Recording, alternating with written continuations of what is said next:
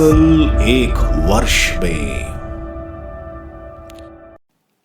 नमस्कार, आप सबका बाइबल एक वर्ष में स्वागत है। आप सब ने जो कदम उठाया है प्रभु के वचन सुनने के लिए, यह हमारे जीवन के अंधेरों को दूर करेंगे और हमें प्रभु के प्रकाश में चलाएंगे। आज हम उत्पत्ति ग्रंथ के अध्याय 5 और 6 सुनेंगे और इसके साथ हम स्रोत ग्रंथ का 136वां स्रोत सुनेंगे। प्रभु का वचन सुनने से पहले आइए हम ईश्वर से प्रार्थना करें। हे प्रभु, हम आपका वचन सुनने वाले हैं। हमारे मन की आंखें खोलें और हमें आध्यात्मिक प्रज्ञा दें ताकि हम आपको जान सकें और आपके वचन के अनुसार अपना जीवन जिएं। यह हम मांगते हैं आपसे प्रभु यीशु के नाम, आमेन। उत्पत्ति ग्रंथ अध्याय 5। आदम की वंशावली इस प्रकार है। जब ईश्वर ने मनुष्य की सृष्टि की तो उसने उसे ईश्वर सदृश बनाया। उसने उसकी सृष्टि नर और नारी के रूप में की, उन्हें आशीर्वाद दिया और उसका नाम आदमी रखा। जब आदम 130 वर्ष का हुआ तब उसको अपने अनुरूप, अपने सदृश एक पुत्र हुआ जिसका नाम उसने सेत रखा। सेत के जन्म के बाद आदम 800 वर्ष और जीता रहा तथा उसके और पुत्र तथा पुत्रियां हुई। इस प्रकार आदम कुल मिलाकर 930 वर्ष जीवित रहने के बाद मरा। जब सेत 105 वर्ष का हुआ तब उसने एनोश नामक एक पुत्र हुआ। एनोश के जन्म के बाद सेत 807 साल और जीता रहा तथा उसे और पुत्र तथा पुत्रियां हुई। इस प्रकार सेत कुल मिलाकर 900 वर्ष तक जीवित रहने के बाद मरा। जब एनोश 90 वर्ष का हुआ तब उसने केनन नामक एक पुत्र हुआ। केनन के जन्म के बाद एनोश 815 वर्ष और जीता रहा तथा उसे और पुत्र और पुत्रियां हुई। इस प्रकार एनोश कुल मिलाकर 905 वर्ष तक जीवित रहने के बाद मरा। जब केनन 70 वर्ष का हुआ तब उसे महललेल नामक एक पुत्र हुआ। महललेल के जन्म के बाद केनन 840 वर्ष और जीता रहा तथा उसे और पुत्र तथा पुत्रियां हुई। इस प्रकार केनन कुल मिलाकर 910 वर्ष तक जीवित रहने के बाद मरा। जब महललेल 65 वर्ष का हुआ तब उसे यारेद नामक एक पुत्र हुआ। यारेद के जन्म के बाद महललेल 830 वर्ष और जीता रहा तथा उसे और पुत्र तथा पुत्रियां हुई।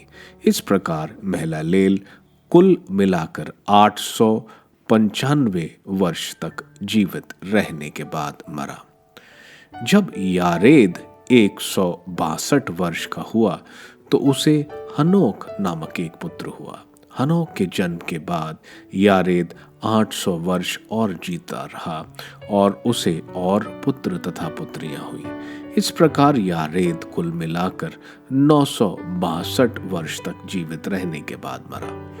जब हनोक 65 वर्ष का हुआ तब उसे मतशुलह नामक पुत्र हुआ। हनोक ईश्वर के मार्ग पर चलता था। मतशुलह के जन्म के बाद वह 300 वर्ष और जीता रहा तथा उसे और पुत्र और पुत्रियां हुई। इस प्रकार हनोक कुल मिलाकर 365 वर्ष तक जीवित रहने के बाद मरा। हनोक ईश्वर के मार्ग पर चलता था। वह अंत धर्म हो गया क्योंकि ईश्वर उसे उठा ले गया। जब मतशुलह 187 वर्ष का हुआ तब उसे लमेक नामक पुत्र हुआ। लमेक के जन्म के बाद मतशुलह 782 वर्ष और जीता रहा तथा उसे और पुत्र और पुत्रियां हुई। इस प्रकार मतशुलह कुल मिलाकर 969 वर्ष तक जीवित रहने के बाद मरा।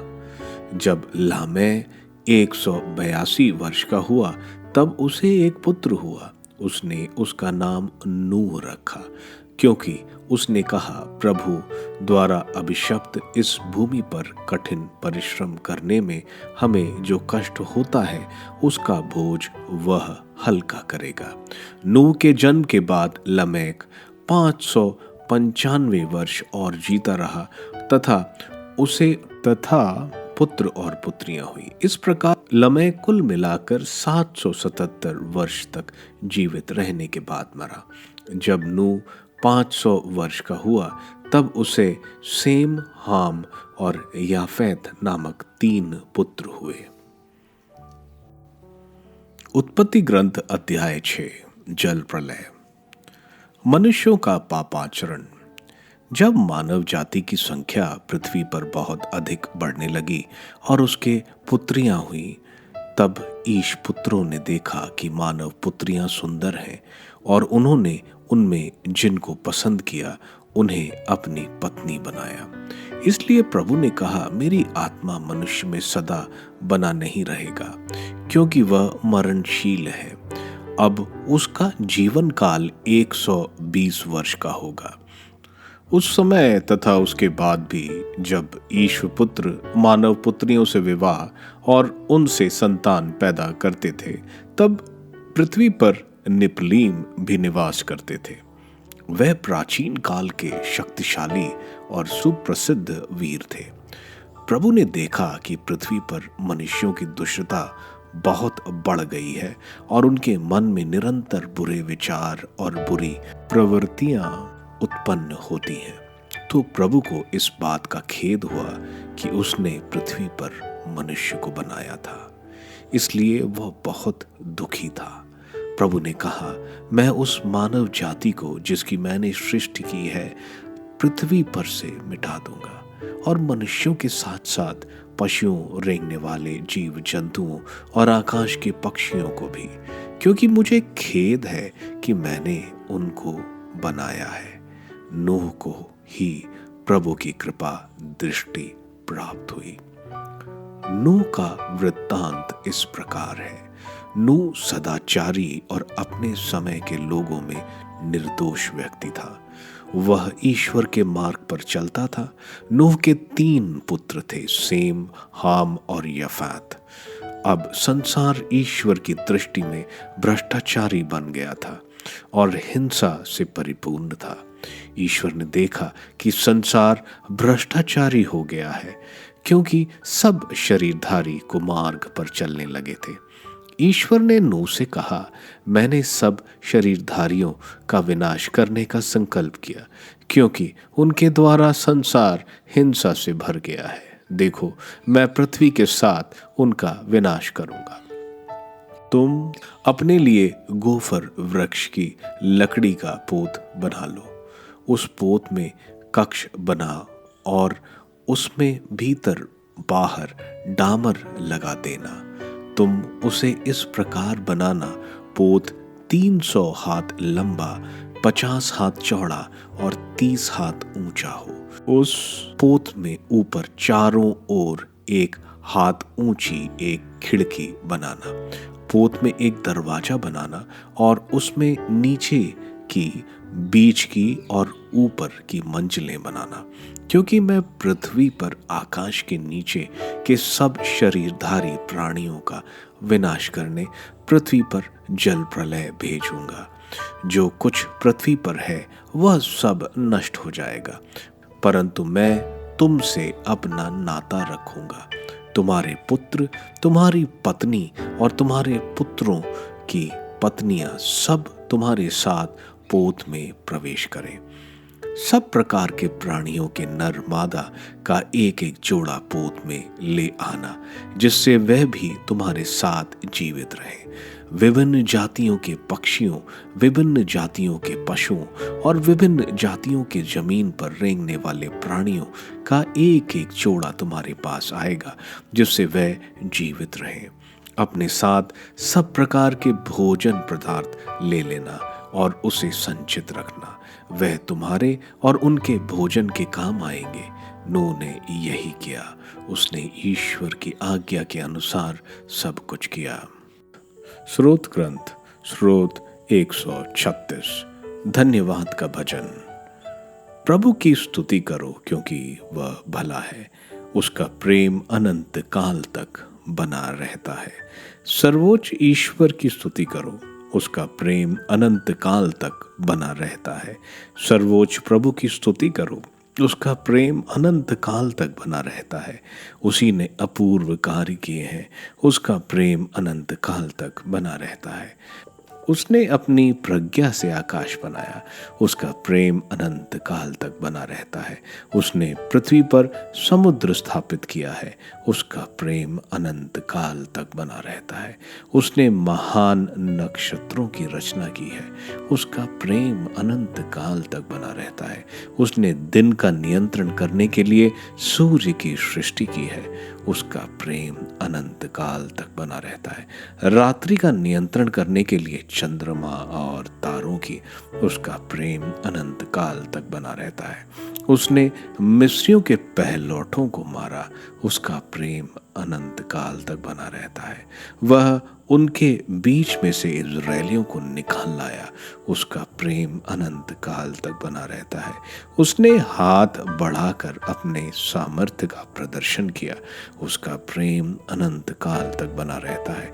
उसने लाल सागर को 2 भागों में विभाजित किया, उसका प्रेम अनंत काल तक बना रहता है। वह बीच में से इज़राइलियों को ले चला, उसका प्रेम अनंत काल तक बना रहता है। उसने फिरौन और उसकी सेना को समुद्र में बहा दिया, उसका प्रेम अनंत काल तक बना रहता है। वह अपनी प्रजा को मरुभूमि से होकर ले चला, उसका प्रेम अनंत काल तक बना रहता है। उसने शक्तिशाली राजाओं को हराया, उसका प्रेम अनंत काल तक बना रहता है। उसने महान राजाओं को मारा, उसका प्रेम अनंत काल तक बना रहता है। अमोरियों के राजा सिहोन को, उसका प्रेम अनंत काल तक बना रहता है। बाशान के राजा ओग को भी उसका प्रेम अनंत काल तक बना रहता है। उसने उनकी भूमि को विरासत के रूप में दे दिया, उसका प्रेम अनंत काल तक बना रहता है। उसे विरासत के रूप में अपनी प्रजा इज़राइल को दे दिया, उसका प्रेम अनंत काल तक बना रहता है। उसने हमारी विपत्ति में हमें याद किया, उसका प्रेम अनंत काल तक बना रहता है। उसने हमें हमारे शत्रुओं के पंजों से छुड़ाया, उसका प्रेम अनंत काल तक बना रहता है। वह सब प्राणियों को आहार देता है, उसका प्रेम अनंत काल तक बना रहता है। स्वर्ग के ईश्वर की स्तुति करो, उसका प्रेम अनंत काल तक बना रहता है। उत्पत्ति ग्रंथ के अध्याय 5 में आदम की वंशावली का व्याख्यान किया गया है। वंशावली काइन जो सबसे बड़ा पुत्र था उसकी नहीं, बल्कि सेत से जो पाप से दूर था उसको शामिल करती है। इस वंशावली में हम एनोक को देखते हैं जो ईश्वर के मार्ग पर चलता है। उसकी मृत्यु नहीं हुई, बल्कि ईश्वर उसको उठा ले गए। इसके अलावा हम मेतुसेलह को देखते हैं जिसकी सबसे लंबी आयु थी। मेतुसेलह जो 969 वर्ष तक जीवित रहे। नोह का जन्म देखते हैं और नोह की 3 संतति। अध्याय 6 में हम देखते हैं कि किस तरह मनुष्य की दुष्टता बढ़ जाती है, कि ईश्वर को खेद होता है कि उन्होंने मानव को बनाया। ईश्वर मानव जाति का विनाश करने का विचार बनाते हैं, लेकिन उन्हें नोह में एक निर्दोष और सदाचारी व्यक्ति दिखता है जो ईश्वर के मार्ग पर चलता है। ईश्वर नोह को एक पोत बनाने को कहते हैं जिसमें वे नोह के परिवार और संसार के हर जीव जंतुओं के जोड़े में ले जाने को बताते हैं। इस पाठ से हमें सीख मिलती है कि जो भी ईश्वर का आदर करते हैं और उनके बताए रास्ते पर चलते हैं, ईश्वर उन्हें कभी नहीं भूलते और उनकी ईश्वर रक्षा करते हैं। स्रोत ग्रंथ के 136वें स्रोत ईश्वर की प्रशंसा का स्रोत है। यह ईश्वर द्वारा अतीत में किए गए महान कार्यों का बखान करता है और ईश्वर के प्रेम, दया और अच्छाई को दर्शाता है। सूत्रकार खुशी मनाता है ईश्वर द्वारा सृष्टि के निर्माण का, इज़राइल को इजिप्ट की दास्तां से बचाने और उनको कानान देश पर विजयी बनाने के लिए। आखिरी में स्रोतकार प्रभु की देखभाल और रक्षा की प्रशंसा करता है। इस स्रोत में 26 बार ईश्वर की दया के बारे में बताया गया है। यह स्रोत यहूदियों के पास्का और हनूका पर्व पर गाया जाता है। आप सबको धन्यवाद ईश्वर के वचन सुनने के लिए। मैं आपसे विनती करता हूं कि आप बाइबल एक वर्ष में को दूसरों के साथ शेयर करें, क्योंकि प्रभु का वचन स्वयं प्रभु यीशु है। प्रभु को दूसरों को देने वालों को प्रभु की आशीष जरूर मिलेगी। मैं आप सबका बड़ी बेसब्री से कल इंतजार करूंगा। धन्यवाद।